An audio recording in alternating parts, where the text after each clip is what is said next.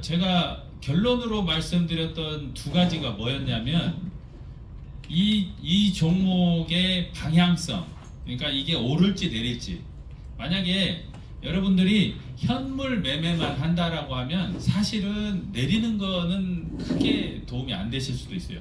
물론 내리는 거 먼저 팔고 밑에 내려가서 다시 잡겠다고 할 때 내리는 것도 의미가 있지만 매도 치고 매수 타점을 잡으려고 할 때는 내리는 것보다 오르는 거, 그러니까 현물 거래는 주로 상승에 배팅을 하게 되잖아요.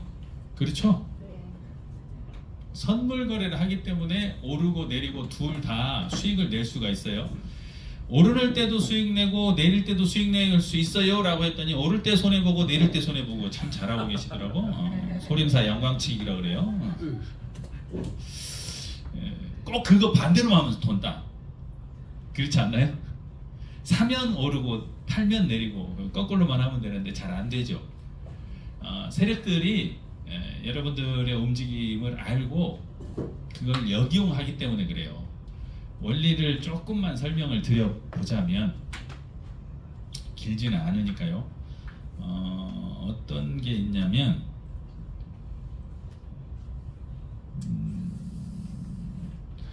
청산 라인 아세요? 청산 개념 아세요? 청산 개념 모른다. 설명해 드릴게요. 모르시는 분 계시면. 하나 둘. 자, 이게 어떤 거냐면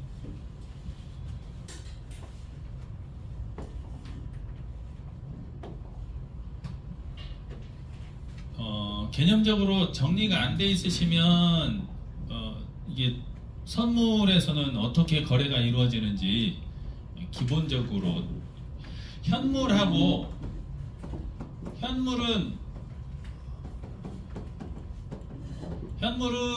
사고 파는 거죠.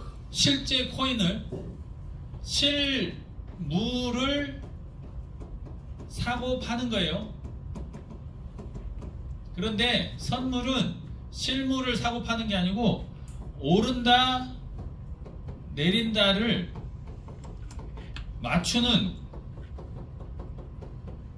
일종의 도박이라니까요.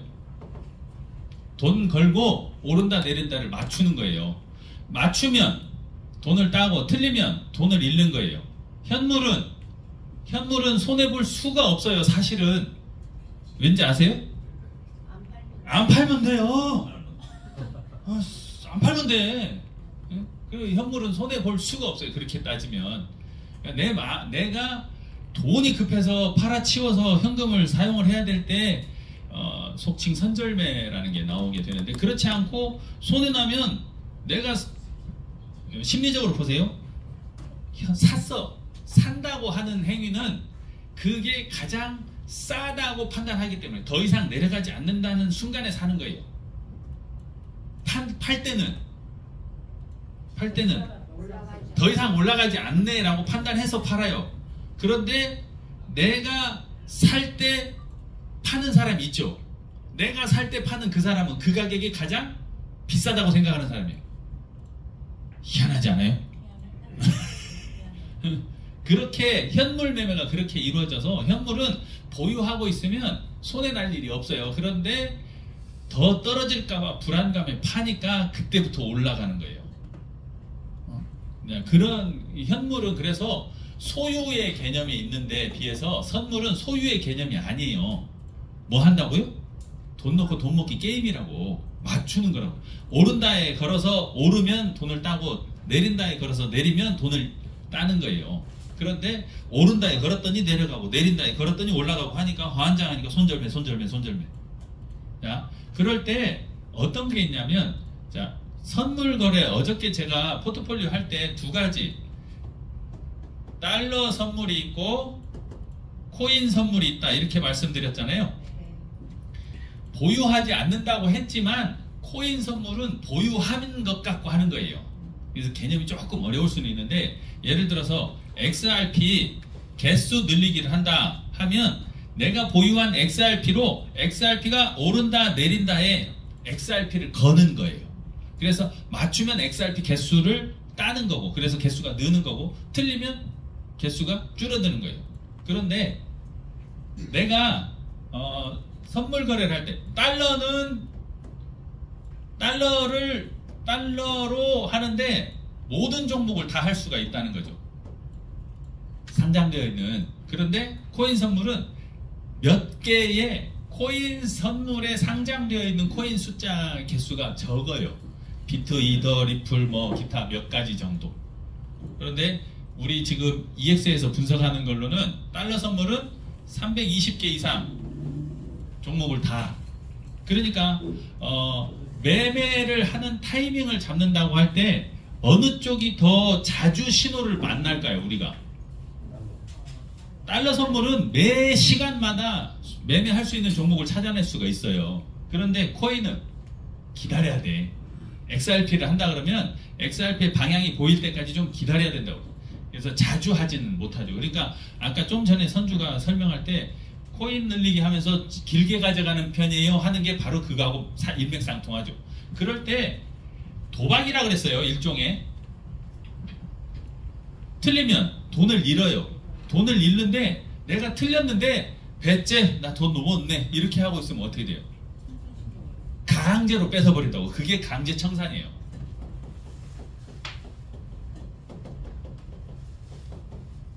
자, 청산이라고 하는 표현은 선물은 맞추는 게임이니까 돈을 건다 그랬잖아요. 그걸 포지션이라고 불러요. 포지션. 그래서 포지션은 두 개가 있죠. 하나는 오른다에 거는 걸 롱 포지션, 내린다에 거는 걸 숏 포지션 이렇게 불러요. 그렇게 해서 포지션이 잡혔는데 내가 포지션을 들고 있어요. 들고 있는데 돈을 계속 잃는 상황이 되면 영원히 기다려주냐? 안 기다려준다고. 왜? 코인 시세는 어저께 제가 말씀드렸죠. 오르면 반드시 내려오고 내리면 반드시 올라가요. 반드시라는 말을 쓸 수 있어요. 오르고 내리고 오르고 내리고를 반복하는데 내려가고 있는데 여기에서 내가 걸은 돈을 다 잃었어. 나는 오른다에다 배팅을 해가지고. 그런데 시간 지나면 다시 올라오죠? 여태까지 기다려줄까? 기다려주면 나는 손해날 일이 없지. 그런데 내가 배팅한 금액의 마이너스 100%가 되는 순간 강제로 너 꺼져. 돈 다 잃었으니까 집에 가. 라고 하는 게 강제 청산이라는. 이것 때문에 선물 거래가 위험하다고 하는 거예요. 현물 거래가 위험하지 않다라고 하는 건 팔지 않으면 손해가 확정되지 않아요. 장부상의 마이너스는 있을 수가 있죠. 하지만 코인 개수가 줄어들진 않아요. 평가 금액이 낮아지는 거지. 그래서 현물이 더 안전하다 얘기하는 건데, 선물은 그게 아니고 강제 청산 개념이라 있는 게 있어서 문제가 되는데, 얘는 어떻게 되는 거냐? 맞추는 게임이라 그랬잖아요. 그러니까 내가 돈을 땄다라고 하는 건, 선물 시장에서 내가 돈을 땄다라고 하는 건 누군가가 돈을 잃은 거예요. 자, 내가 오른다에 걸었으면 내린다에 걸은 친구가 있다는 얘기고, 내가 맞췄으면 틀린 친구가 있어야 내가 돈을 딴다는 거예요. 그러니까 상대방이 있어야 돼요. 거래 상대방. 거래 상대방이 있어야 되는데 상대방이 없을 수도 있잖아요. 전부 다 오른다에 걸어버리고 내린다에 돈을 거는 사람이 없을 수도 있다고. 그러면 어떻게 돼요? 게임이 성립을 안 해. 도박이 성립을 안 한다고요. 오른다에 걸어서 모두가 오른다에 걸어가지고 모두 다 맞췄어. 그러면 맞췄으니까 돈 내놔요. 누가 내놓을 건데? 틀린 사람이 없는데. 그래서 반대로 거는 사람들이 필요한 거고, 그 반대로 거는 사람들한테 베네핏을 줘요. 그게 펀딩피라는 거예요. 펀딩피. 그래서 상대방한테 정해진 시간마다 자동 정산해서 떼서 주는 거예요. 일부를. 많이 걸은 사람들한테 돈을 걷어서 적게 걸은 사람들한테 주는 거. 그래야 이 게임이 성립을 하니까. 그게 펀딩 피의 개념이고 강제 청산의 개념이고 그런 거예요. 그래서 보시면 펀딩피를 안 주면 어떻게 되는 거죠? 왜 성립을 하는지 그게 말은 알겠는데 딱 안 와닿거든요. 자, 이렇게 해보죠. 이건 이제 구상모님 표현인데, 우리나라가 국가 대항전을 해요. 축구. 월드컵 축구를 한다고 쳐보세요. 월드컵 축구를 하는데 어느 나라하고 붙었냐면 브라질하고 붙었어요. 브라질하고 축구 경기 하면 여러분들은 어느 나라 응원할 거예요? 어디에다 응원하면 오늘 저녁에 치킨 시킬 거잖아. 맥주랑 시켜놓고 텔레비전 앞에서 뭘 외칠 거예요? 대한민국! 안 할 거예요? 할 거잖아. 그런데 내기를 하자 그러면 어디다 걸을 거예요? 여기 있는 사람들이 전부 브라질에 걸어서 갖고 경기를 열심히 응원은 했어. 속으로는 브라질 응원하면서 경기가 끝났어요. 그랬더니 어떻게 됐어? 경기 결과가 몇 대 몇으로? 전부 물어보면 3대 0으로 졌대요. 3대 0으로 졌어요. 좋아요. 그러면 여러분들 축하드립니다. 이겼네. 돈 따야지. 근데 누가 돈 줄 거예요? 어? 그러니까 누가 돈을 주냐고. 대한민국에 돈을 걸은 사람들한테. 여기 있는 모두가 다 대한민국에 돈을 걸었는데 여러분들이 이겼잖아요. 맞췄잖아. 그러면 돈을 줘야 되는데 누가 줘? 브라질에 걸은 사람이 없잖아요. 브라질에 걸은 사람이 없으니까 브라질 아니야. 표현이 거꾸로. 자, 여러분들은 전부 다 브라질에 걸었어. 그러니까 여러분들이 맞췄으니까 돈을 따야 되는데 대한민국에 돈을 건 사람이 없단 말이에요. 그러면 돈을 어떻게 받아? 맞췄는데 돈을 못 따잖아. 그러니까 게임이 성립 안 한다. 브라질에 맞는 사람들한테 입장권을 아니요. 그런 방식이 아니고, 그래서 그럴 때 모두가 다 브라질을 외칠 때 대한민국이요 라고 외치는 또라이가 있어. 나 혼자 대한민국이라고 외쳤는데 허허 졌어요? 그러면 내가 돈을 내놓을 건데 얼마를 내놔요? 제가 돈 걸은 것만큼만 내놔. 제가 돈 걸은 것만큼. 저는 얼마 걸었냐면 10만원 걸었어. 근데 여러분들도 전부 다 똑같이 10만원 걸었다고 칠게요. 그러면 100명이 10만원을 걸어서 이겼어. 그러면 제 10만원을 100명이 나눠 가지면 돼요. 근데 제가 이겼어. 그러면 여러분들이 10만원씩 낸 돈 전부를 저 혼자 먹는 거예요. 그걸 레버리지. 그러니까 그거를 아니 그건 이겼을 때 따는 거고, 이겼을 때 내가 돈 따는 거고, 맞췄을 때. 그런데 대한민국에 돈을 걸게 하는 유인책이 필요한 거예요. 그래야 게임 성립을 하니까, 야, 여기 있는 사람들한테서 뽀찌 조금씩 뜯어갖고 모두한테 10만원씩 걷었는데 그 중에 1,000원 해갖고 너 줄게.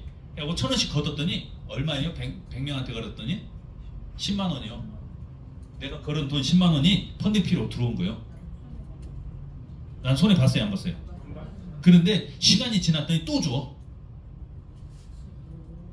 그 시간 지났는데 또 줘. 그게 펀딩피예요. 펀딩피는 8시간마다 자동 정산돼서 나와요. 통상적인 경우. 그런데 기울기가 가팔라지면 4시간, 2시간, 1시간마다 줘요. 그래서 펀딩피 큰 거 들어가잖아요. 내가 분명히 수익을 냈는데 펀딩피로 다 잃었어. 다 빠져나갔어. 경험해보세요. 그래서 그런 거, 그러니까 속칭 우리가 얘기하는 잡주, 뭐라 그러죠? 듣보잡, 그런 거 해보면 돼요. 거기에 보면 펀딩비가 얼마인지가 나와. 그런 거 하시면 되는데, 자, 화면으로 보여드리면 요게 당연히요. 그래야지 게임 성립을 한다니까요. 게임 성립이 안 된다고. 펀딩피가 없으면 게임 성립이 안 한다고요. 모두 다 롱으로 가버리면, 롱으로 갔는데 게임 성립 안 하면 누가 돈 주냐고. 그러면 거래소에서 내가 펀딩비를 내고 있는 건지 받는 건지 어떻게 알 수 있어요? 보면 알 수 있어요. 이제 교재에 다 나와 있어요. 자, 잠깐만요. 시간이 없어서 요거 설명해드리고, 자, 이게 지금 바이낸스의 비트코인 청산 맵이에요. 24시간짜리. 24시간 동안 배팅한 사람들이 반대로 갔을 때 어디에서 청산당하는지 보여주는 맵이에요. 이해가 되세요? 제가 설명하는 게, 자, 지금 현재 비트코인의 시세가 이렇게 움직이고 있어요. 차트가 비트코인이 이렇게 움직이고 있죠. 그럴 때 노란색 가장 진한 선, 여기가 있죠. 요 선에 46.8M이라는 돈이 걸려 있어요. 46.8M, 저 M은 얼마일까요? 밀리언, 100만 달러. 그러니까 4,600만 달러가 어디에 걸려 있어요? 여기에 걸려 있어. 여기에. 근데 이 사람들은 이게 청산맵이라고 그랬어요. 청산맵. 그러니까 현재 비트코인 시세가 10만 6천 달러를 넘어서면 이 사람들이 청산당하는 거예요. 이해가 되세요? 네. 강제로 자기가 걸은 돈을 다 뺏기는 거야. 누구한테? 반대 사람한테 주는 거예요. 그런데 여기 10만 6천 달러를 넘어서면 청산당하는 이 친구들, 여기 노란색 진하게 돼 있는 얘네들은 오른다에 돈을 걸었을까요? 내린다에 돈을 걸었을까요? 그렇죠. 내린다에 숏 배팅을 한 거예요. 숏 배팅을 했더니 청산가가 딱 정해진 거죠. 그런데 여기에서 여기까지 멀어요, 가까워요? 예? 이게 멀어. 금방 가지. 6천 달러는 눈 딱 감았다 뜨면 훅 가잖아요. 안 그래요? 비트코인 시세 하루에도 움직이는 거 아니야? 저 정도면?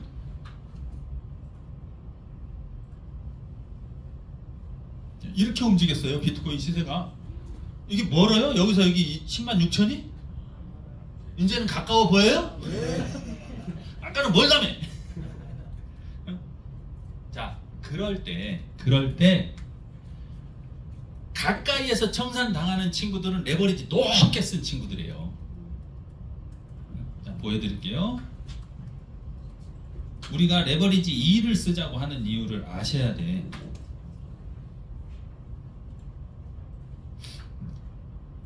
이게 청산맵이에요. 청산맵. 일주일짜리로 볼까요? 이렇게 여기 보면 곱하기 100 빨간색 보이시죠? 자, 요 흰 줄이 현재 가격인데 요만큼 가면 얘네들 청산당해요. 요만큼 오면 아까 10만 6천이었잖아요. 여기 많죠. 얘네들 여기 가면 청산당하는 거예요. 가격 움직이면.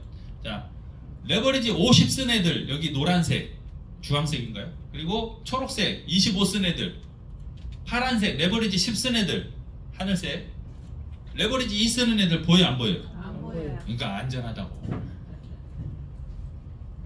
왜 레버리지를 낮춰야 되는지 이해가 되세요? 네. 금방 잡아먹혀요. 그래서 레버리지 말씀을 드리는 거고. 자, 차트 기본적인 것만 좀 정리를 해드릴게요. 차트를 보실 때 이렇게 지어놓고 일단 요것만 보면 캔들 하나는 아시죠? 캔들 봉 하나는 1시간짜리예요. 1시간짜리고 꼬리가 있다는 건 다녀간 흔적이에요. 몸통이 시작과 끝나는 가격이 몸통이고, 자, 1시간짜리라고 하는 건 1시간 안에 변화가 이만큼 있었다는 건데, 만약에 얘를 트레이딩 뷰로 보여드릴게요. 여기 지금 1시간짜리잖아요. 이 1시간짜리를 1시간짜리 4개를 묶어요. 그러면 4시간이 되죠. 이걸 4시간으로 바꿔볼게요. 4시간으로 바꾸면 그림이 이렇게 바뀌어요. 그렇죠? 자, 이거를 일봉으로 하면 이제 24개를 하나로 묶는 거예요. 24개를 하나로 묶으면 이런 그림이 나와요. 그죠? 잘 안 보이죠? 자, 이제 더 볼까요? 일주일 주 단위로 보는 거예요. 주 단위로 보면 비트코인 시세가 이렇게 움직인 게 보이죠? 지금 비트코인이 굉장히 천정에 와 있는 느낌. 꼭지에서 별로 오르락내리락 해도 거기에서 움직이고 있는 게 보이세요? 그러니까 제가 숲을 보고 나무를 봐야 된다고 어저께도 말씀드렸는데, 이게 1시간 봉만 보다 보면 어디 와 있는지 몰라. 난 누구고 여긴 어디지? 그래서 가끔 이런 걸 확인하셔야 돼요. 지금 오른다 내린다, 우리 어저께 제가 차트 그림을 그려드릴 때 오르는데 한꺼번에 올라가요? 찔끔찔끔 하면서 올라가요? 그렇죠? 이렇게 잡음이 있어요. 잡음이 있지만 방향이, 우리 그 방향을 알려주는 게 시그널로 롱이다 숏이다 알려주는 거예요. 그럴 때 가장 먼저 봐야 되는 게, 제가 뭐라 그랬죠? 가장 먼저 봐야 되는 게 고야라인. 고야라인 기울기가 가장 먼저 봐야 된다. 근데 그것보다 더 중요한 게 있다고 그랬어요, 제가. 마켓 분위기. 시장 전체 분위기가 활활 타오르고 있는지, 아니면 찬물을 확 끼얹고 냉각되어 있는지, 그걸 먼저 봐야 된다. 그게 뭐예요? 도미넌스. 도미넌스가 그래서 더 중요하다. 지금 현재 막 과열돼서 올라가고 있는데 내가 보고 있는 종목은 숏으로 떨어지고 있어. 그럼 방향 맞아요, 안 맞아요? 거기에서는 고생한다고요. 어저께 그래서 이것들을 보시라고 말씀을 드렸던 거고, 자 볼게요. 요거를 열어서 보면 이런 식으로 나올게요. 추세적으로 볼 때 올라가고 있어요, 내려가고 있어요? 올라가고 있어요. 올라가고. 그래서 지금 이런 분위기에서는 롱을 잡아야 되는 거예요. 롱 신호가 떠 있는 종목 혹은 롱으로 올라갈 종목을 찾아내는 거죠. 여기에서 숏 잡고 있으면요, 숏 된다니까. 자, 그럴 때 도미넌스, 마켓 도미넌스의 테더 비중도 지금은 어때요? 이게 조금 긴 게 보면 오르는 것도 내리는 것도 아니고 옆으로 가죠. 그러니까 크게 안 변하고 있어요. 그거는 이렇게 볼 수도 있어요. 순환장세. 그러니까 팔아서 코인을 팔고 현금을 보유한다, 혹은 코인을 사서 현물을 보유한다는 개념을 떠나서 요놈 팔고 저놈 사고 코인에 손바꿈을 하는 거죠. 그걸 순환장세라 그러는데, 이더가 지난주까지만 하더라도 제 느낌에는 이더가 대장주였어요. 비트가 지지부진할 때 이더가 계속 시장 전체를 끌고 갔어. 이런 것들을 파악을 하시고, 그게 이제 시그널 분석에서 나오는데, 중요한 건 요 두 가지 가장 중요한 게 RSI하고 시그널. 그래서 이 RSI하고 시그널을 여기서 보시라고. 요거 일주로 바꿔놓고요. 물론 1일로 해놓은 상태에서도 보실 수가 있어. RSI하고 시그널로 해놓고 마켓은 없어요. 요거 줄이면 이렇게 돼요. 그런데 그거 말고 그냥 일주일로 이렇게 해놓고 보면 추세가 보이죠. 파란색, 초록색 점은 시그널인데, 시그널이 롱, 숏 두 가지잖아요. 오른다, 내린다. 그 오른다, 내린다가 프리미엄 차트 기준의 롱, 숏이에요. 그런데 롱 개수만 보여주는 거예요. 롱 개수가 많다 그러면 여기 지금 여기에다 갖다 놔볼게요. 롱 개수 몇 개예요? 롱 시그널 개수 104개야. 그러면 320개 중에서 롱이 104개면 숏은 그렇죠. 계산되죠? 그렇게 되는 거예요. 그게 여 위에 있다고. 여기에 시그널 104개, 224개 숏 보여요? 근데 이거는 1시간 단위로만 보여주니까 지난 시간, 그전 시간에 어떻게 움직였는지를 모르잖아요. 시계열로 보여주는 게 요거라고. 시간대별로. 그래서 방향성을 볼 수 있다는 거죠. 지금 104인데 이 104가 내려오는 104야, 올라가는 104야? 올라가는 104는 흰뱀이요. 그렇죠? 올라가고 있잖아. 그런데 RSI는 어때요? RSI도 올라가고 있는데 둘 다 올라가면 롱이요. 그죠? 둘 다 떨어지면 숏이요. 그런데 둘이 혼재해 있으면 행복. 어저께 어떤 일이 있었냐면 이렇게 여기는 내려오고 있는데 얘는 올라가는 거예요. 어저께 우리 그랬죠. 어저께 분석하고 있는데 얘는 RSI는 내려오는데 시그널은 증가하는 거예요. 롱이. 이거 뭘까? 지독한 행복 거지. 개별 종목별로 어떤 거는 오르고 어떤 건 내리고 올라가는데 숏인 상태에서 여기 보세요. 여기 숏이죠. 요거는 숏장이잖아. 시그널이 숏이니까 보여요? 안 뜨고 있잖아. 숏인데 RSI는 올라갔네. 이거 뭔 소리요? RSI에 롱이 만나진다는 거잖아요. 자, 그걸 보기 위해서 눈을 꿈뻑꿈뻑하고 계신 분이 있어도 프리미엄 차트를 보여드릴게요. 라이트 버전으로 이렇게 보시면 여기 깜빡이는 신호 있죠? 요 깜빡이는 신호가 좀 전에 봤던 RSI 신호예요. RSI에서 그 초록색 점이 보여주는 게 요 L2, L1, 2, 3가 떠있는 종목의 개수예요. 시장 전체에서 320개가 넘는 종목 중에 104개가 지금 현재 롱이 켜져 있다고. 그러면 200개 넘는 게 숏이 들어와 있는 거죠. 그 상태에다가 요 밑에 RSI에 롱이냐 숏이냐 계속 바뀌죠. 자, 시그널, 깜빡이 시그널보다 RSI 롱숏이 더 자주 바뀌어요. RSI가. 그러면서 좀 전에 봤던 대부분의 코인들이 다 숏이 떠 있는 상태에서 RSI만 왔다 갔다 했죠. 그게 무슨 뜻이냐? 전부 하락이라고 얘기하는데 중간에 반등해서 고야라인까지 올라오는 롱 신호가 뜨면 고야라인까지 올라오죠. 지금 숏이잖아. 여기 보여요? 숏이에요? 숏인데 롱이 떴어. RSI. 그때는 이 롱은 돌파롱이 아니고 고야라인까지 올라가는 롱이에요. 이해가 되세요? 자, 그게 여기에 있다고. 여기에 전부 숏인데 RSI만 롱?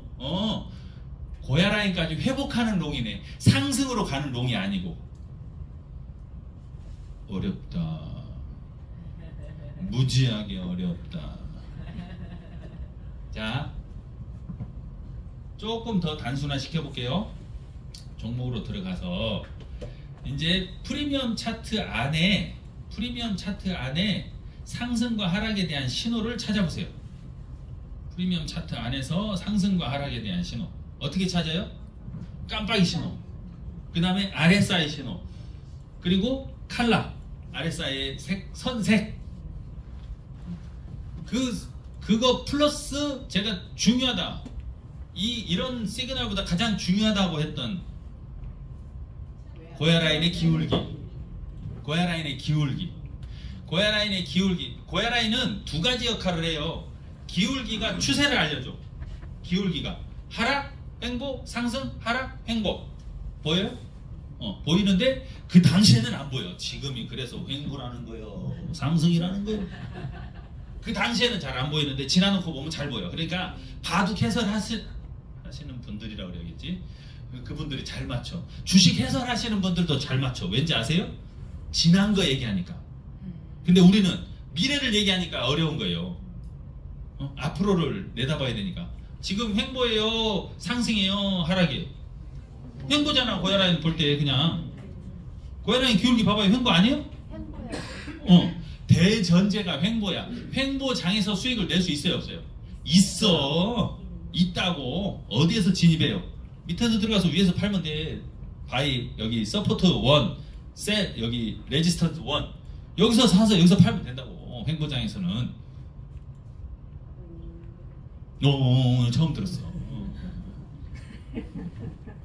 그러다가 상승으로 턴하면 여기서 안 팔고 홀딩. 하락으로 턴하면 손절매. 말은 쉽지, 썩을로. 자, 프리미엄 차트로 우리가 주로 스마트 차트 설명을 해드렸더니 프리미엄 차트는 수익 못 내요. 수익 내요. 수익 낸다고. 지금 지나간 거 보면 보여요, 안 보여요? 보여요. 얘도 지나갈 거라는 걸 믿으라고. 얘도 지나갈 거예요. 지나가고 나면 얘가 어떻게 평가될 건지 지금 생각해보면 여기 횡보 구간으로 정리가 돼 있겠네? 시간 지나면 그게 고야라인으로 보이잖아요. 고야라인 기울기로. 첫 번째가 고야라인 기울기가 추세를 알려준다, 방향을 알려준다. 두 번째, 고야라인의 역할은 지지저항의 역할이에요. 지지저항이라고 하는 거는 내려오면 못 내려가게 받쳐주는 게 지지선, 올라가면 더 이상 못 올라가게 짓누르는 게 저항선이야. 그러니까 제가 지금 횡보 구간에서 수익 어떻게 낸다고요? 지지선에 사서 저항선에 팔면 된다고. 그런데 고야라인도 그 중간에 끼어있는 지지저항선이에요. 고야라인을 자꾸 건드리는 요게 횡보라는 거고, 상승 중인 때는 건드려요, 못 건드려요?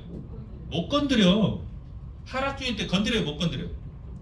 못 건드린다니까. 그러다가 바뀌잖아요. 치고 나오면 시그널이 추세로. 그러니까 하락 중일 때는 고야라인에 잡아서 숏 걸면 되고, 상승 중일 때는 고야라인에 잡아서 롱 걸면 되는 거예요. 자, 가장 기본 원리. 고야라인하고 캔들을 잘 보세요. 얘네 둘의 관계, 캔들과 고야라인의 관계. 붙었다, 떨어져요. 떨어지면 붙고, 붙으면 떨어지고. 맞아요? 근데 어디까지 떨어져요? 여기서 붙었어요? 떨어졌어? 어디까지 떨어져? 몰라. 붙었어요? 붙었죠 여기서. 왜 떨어져요? 어디까지? 몰라. 여기서 붙었는데 또 떨어지고 여기서 붙었죠. 고야라인 만났잖아요. 만났다 떨어져. 만났다 떨어지고 다시 만나고 하는데 어디까지 떨어질지는 모르지만 어디서 만날지는 알아. 어디서 만나? 만남의 광장에서 만나지. 고야라인에서. 그래서 고야라인에서 사라는 거예요. 그리고 떨어지면 익절을 하면 돼. 반대로 가면 손절이고. 근데 반대로 가는 건 잘못 판단한 거지. 롱인데 숏으로 걸면 안 되잖아. 기울기를 보고 들어가라는 게 그 얘기예요. 오르는데 숏을 걸면 안 된다고. 이렇게 지금 오르고 있잖아. 근데 여기서 오 빠지네. 여기서 숏 하면 숏 된다니까. 오르고 있는데 여기 만났네 사야지 했는데 여기서 숏 걸면 숏 된다고. 그래서 추세 고야 라인의 방향을 보라고 말씀드리는 거고, 진입 타점은 언제? 고야 라인에서 만나니까 만나는 그 선이 매수 가격. 그리고 익절은 익절을 못 해갖고 손절을 한다고. 익절을 잘 못하니까 제가 0.6%만 드세요 그랬던 거예요. 0.6 여기서 0.6 여기서 0.6 여기서 0.6 더 올라가는 건 내 거 아니야. 자, 크게 한 방 먹을래요? 작게 여러 번 먹을래요? 작게 여러 번. 그게 더 유리해요. 어저께도 말씀드렸어. 올라갈 거 그냥 계속 들고 있는 것보다 샀다 팔았다 하는 게 유리하다는 건 말씀을 드렸잖아요. 그러면 0.6을 누적하면 되는데 왜 0.6이냐? 레버리지 2 쓰잖아요. 수수료 떼고 1% 남는 게 0.6이라서 0.6이에요. 한 번 매매할 때마다 1% 수익 내자고. 그러면 여러분들이 한 번 매매할 때 1% 수익 내는 걸로 1080번 매매해보세요. 그게 3년이야. 하루에 한 번 해가지고. 100억 안 되면 오세요. 제가 100억 드릴게요. 비트코인도 있는데 먹을까 이거. 네. RSI라는 게 풀스펠이 뭐예요? 자, 이걸 매번 올 때마다 반복해야 되잖아. 풀 스페링은 제가 김치 먹고 발음하니까 이해해 주세요. 잘 들으세요. 릴러티브 스트렝스 인덱스. 릴레이티브 관계된 스트렝스 인덱스 RSI. 자, 근데 왜 제가 지금 좀 전에 농담 삼아서 매일 설명해야 된다고 말씀드리냐면, 여러분들 궁금한 게 생기면 뭐 해야 돼요? 물어봐야 돼. 누구한테? 구글에다. 요새 구글이 살짝 돌았어. AI를 접목해갖고 옛날 그 답변이 안 나오긴 하는데, 질문하세요. 내년 말고 구글에다 물어보면 답이 나와요. 그래서 궁금한 게 생길 때마다 거기다 물어보는 습관을 가지면 돼요. 질문하는 습관. 그러면 자투리 지식들이 나중에 합쳐져요. 그러면 어떤 일이 벌어지냐? 저처럼 돼요. 뭐든 물어보세요. 제가 다 답변해드릴게요. 저기 보면 그 RSI 인덱스에서 보면 그 밑에 깊이 패인데 L이 하나 있잖아요. 네. 그 L이 그 위쪽으로 가면 빨간 점 때문인가요? 빨간 그 핸들 때문에? 여기에 있는 이 위치에 네, 그 빨간색 핸들이 하나 있잖아요. 예. 예. 그것 때문에 L이 뜬 건지 잘. 아니요. 이게 왜 L 떴는지는 안 가르쳐줘요. 회사의 영업비밀인데? 회사의 기술인데? 회사의 기술이에요. 여기 아까 깜빡이 L2 왜 떴어요? 알려줘요. 그러면 회사 뭐 먹고 살아? 회사의 영업비밀이에요. 저도 몰라. 다만 RSI는 상대 강도지수예요. 상대방이 있는 도둑놈이 아니고 강도, 이런 뜻이 아니고 세기. 여기에서 상대방은 거래 상대방이고 둘 중에 하나죠. 매수, 매도. 아까 말씀드렸잖아요. 여러분들이 산 가격은 더 이상 떨어지지 않을 거라는 가장 싼 가격이라고 해서 샀는데 분명히 판 사람이 있어. 그 사람은 가장 비싸다고 생각했단 말이에요. 그렇게 매수하고 매도하고 생각하는데, 그 매수 매도의 힘겨루기가 어느 쪽이 더 세냐, 매수세가 세냐 매도세가 세냐에 따라서 왔다 갔다 한다 이렇게. 그래서 항상 보면 올라간 건 반드시 내려오고 내려온 건 반드시 올라간다고 말씀드리는 게 그렇게 심리적인 변화들, 출렁임이 있기 때문이고, 더더군다나 아까 청산 보여드렸잖아요. 세력들 입장에서는 그럼 어떻게 하겠어요? 청산시키러 가야지. 청산시키러 가는데 판돈이 작아. 그러면 안 움직여요. 세력들도 들어와 한다니까. 판돈이 쌓일 때까지 횡보해서 지루하게 끌고 가요. 그래서 판돈 보고 이쪽이 먹을 것이 많네. 그런데 한 번에 안 가요. 반대쪽으로 갈 것처럼 하면서 이쪽으로 빼. 축구 선수들 봐잖아요. 이렇게 갈 듯 하면서 공 빼잖아요. 똑같다니까 얘네들도. 떨어뜨릴 것처럼 한 다음에 배팅이 확 들어오면 그때 싹 올려요. 거기에 속으면 안 돼. 그런 것들이 경험이 필요하다고. 이게 설명으로 되겠냐고 이게. 차트에서 롱숏 이걸로 설명이 안 되잖아요. 내가 사면 반드시 마이너스 구간을 견뎌야 돼요. 포지션을 잡았어. 그러면 마이너스 구간을 견뎌야 된다니까. 근데 그 마이너스가 싫다고 이거를 그럼 못해요. 그분은 돈을 걸어야 돈을 따잖아요. 근데 돈을 걸면 잃을 가능성 있어요 없어요? 있어요. 근데 잃을 가능성 때문에 안 하겠대. 그럼 못하는 거예요. 그분은 배팅을 해야 돈을 따는데. 맞아요? 네. 그러면 그분들은 어떻게 해야 되냐, 현물 하시면 돼요. 근데 또 현물 하라 그러면 뭐라 하는지 아세요? 저 사람 선물하니까 나도 하고 싶대요. 그런 게 어디가 있어. 본인은 하지도 못하면서. 그러니까 본인 성향에 맞게 하시는 게 중요한데, 그래서 누구나 할 수 있어요. 할 수 있는데 옆 사람을 쳐다보지 말라고. 사람들 수익 많이 낸 거 보면 저 사람 시드가 많은 거예요. 그 사람 10억 갖고 하고 있다고. 왜 10만 원 갖고 그걸 흉내내려고 그래요. 하루에 막 $1000 버는 사람 있어요. 한 번 매매할 때 $1000 수익 내는 사람이 있다니까. 한 번 매매할 때 $600, $800 수익 내는 인증샷들이 올라와요. 우리 부러운 거. 그렇지. 자본주의니까 자본 많은 건 부러움의 대상인 건 맞아요. 그런데 내가 그 없는 자본으로 그거 흉내 내려고 그러면 죽는 거지. 그러니까 레버리지 높게 쓰려고 자꾸 욕심 생기고, 못하는데 선물 막 해서 수익 내려고 하다가 작살나고, 에이 신호 안 맞네 그러고 그만두고 집에 가고. 신호가 안 맞긴요 본인이 잘못한 거지. 그리고 제가 금방 말씀드린 마이너스 진입하면서 바로 수익 나는 경우는 없다니까요. 진입하면 마이너스를 견뎌야 돼. 근데 그건 싫은 거야. 그러면서 수익만 나고 싶대. 안 돼요. 그 과정을 겪어야 되기 때문에 $100 가지고 연습 많이 해보시라고 하는 거고, 그 출렁임을 눈으로 익히시라고 데모 트레이딩 해보라는 거예요. 데모 트레이딩은 마음으로 안 와닿아요. 그런데 데모 트레이딩 마저 안 하면 차트 계속 관찰 안 한다니까. 내가 어떤 종목을 보려고 하는데 아침에 관심 종목이었는데 딱 덮어놓고 포지션 없으면 안 쳐다봐요.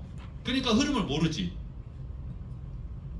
그나마 데모 트레이딩이라도 하면, 아 내가 이거 지난번에 이렇게 잡았지? 어떻게 됐지? 내 돈이 아니어도 한 번씩은 다시 복귀를 해보는데 100만원 아니 10만원 100달러 갖고 하면 조금 더 1억 갖고 했을 때 손해 나는 것만큼 충격적이진 않지만 그래도 관찰을 하게 된다고. 그렇게 하시라는 거예요. 자, 신호는 이 안에 신호는 그렇게 들어와 있어요. 어떻게? 크지 않아. 많지 않다니까요. 자, 체크. 처음 뭐 봐요? 고야라인 기울기. 두 번, 아니, 그러니까 그 전부터 돌아가서 그 전에 뭐 봐요? 도미넌스.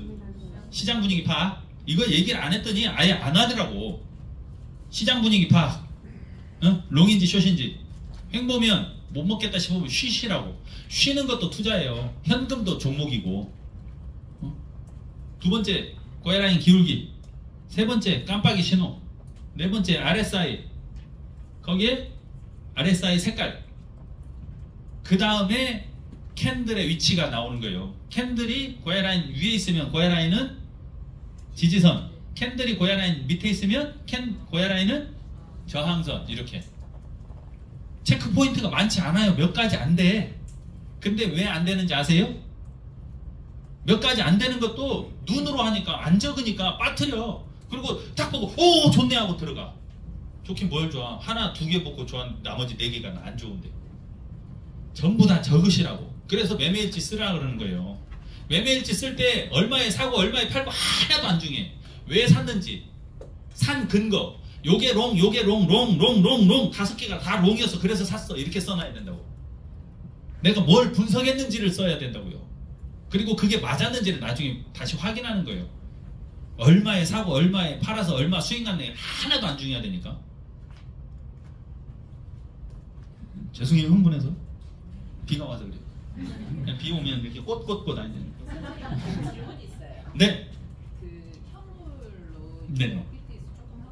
네. 시드는 정해져 있잖아요. 네. 근데 잘못 진입을 해가지고 네. 지금 현재 상태로는 마이너스예요. 네. 근데 지금 많이 떨어졌잖아요. 네. 근데 이거를 좀 사가지고 이렇게 물타기를 하고 싶은데 네. 일단 위에 있는 걸 팔아야 되잖아요. 약간 손해를 보고. 네. 그런 걸 어떻게 기준을 잡아야 돼요? 그런 것도 신호대로 하면 돼요. 신호대로. 예를 들어서 여기가 숏이에요. 근데 잘못 들어갔어. 롱으로 잘못 들어갔다고. 그러면 아니 선물이 아니고 현물에서. 그러니까 현물에서 보자고요. 현물에서 올라갈 걸로 생각하고 샀는데 내려갔다고. 네. 그 얘기하는 거예요. 네. 가격이 올라갈 거로 계산하고 샀어. 근데 내려갔잖아. 그러면 손절매 인지하는 순간 손절매가 첫 번째. 아 내가 틀렸구나를 인정하는 순간 손절매. 뒤도 돌아보지 마요. 금액 신경 쓰지 말고 퍼센트 신경 쓰지 말고 무조건 손절매. 그게 첫 번째.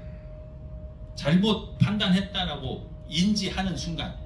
눈 뜨고 일어났더니 상황이 바뀌었어. 그럴 수 있잖아요. 롱으로 해서 들어갔는데 자고 일어났더니 여기 와 있어. 숏으로. 신호가 바뀌어 있어. 그건 뭐예요? 인지했죠. 인지했잖아. 자고 일어났더니 상황 바뀐 거 인지하는 그 순간 손절매. 근데 못해. 어저께 말씀드렸던 뭐 때문에? 손실 회피 심리 때문에 못한다고. 그거를. 그럼 어떻게 해야 되냐? 두 번째 방법은 신호를 기다리는 거예요. 현물이잖아요. 현물이니까 신호를 기다리는 거예요. 기다렸다가 롱 와서 꼭지 잡으면 그때 털면 되는데 너무 많이 내려와서 롱이 왔는데 여기까지밖에 못 왔어. 손의 상태야. 그때라도 팔아야 된다고. 그리고 다시 밑에서 잡아야 돼요. 아니면 지금 손절매 치고 더 낮은 가격에 잡든지. 그건 신호대로라고 말씀드리는 이유가 그거예요. 만약에 그렇게 내려왔어. 숏이 떴어. 그러면 숏으로 팔아놓고 밑에서 잡는 거예요. 어디에서? 지지선에서. 현물이니까. 현물은 지지 저항선 이용하는 거예요. 여기서 샀어요? 물렸어? 밑에서 사. 왜? 아까 산 것보다 더 싸졌는데 왜 못 사? 사야지. 물렸다는 얘기는 내가 산 것보다 싸졌다는 거예요. 박앤세일하면 사야 되는 거 아니야? 근데 총알이 없어. 그래서 분할 매수하라는 거예요. 기회가 있는데 기회를 못 잡고 총알이 없으면 한꺼번에 다 들어가면 기회를 놓치는 거예요. 분할을 해서 하시라고. 제가 어저께 5분할, 4분할 말씀드렸잖아요. 저는 요새 10분할 하고 있어요. 손절매 할 때는 그냥 갖고 콩이 다 100% 다 빼요. 그때 달라요. 그거는 필요하면 전부 다 털 수도 있어요. 시장 분위기가 살벌해. 큰났어.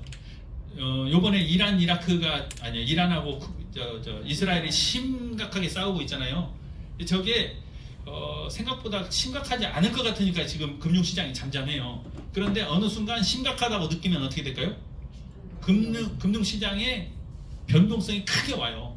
그럴 때는 다 팔아버려야지. 미리 팔아야죠. 그런 게 감지가 되면. 근데 지금 같은 분위기에서 다 팔아요? 그건 모른다니까.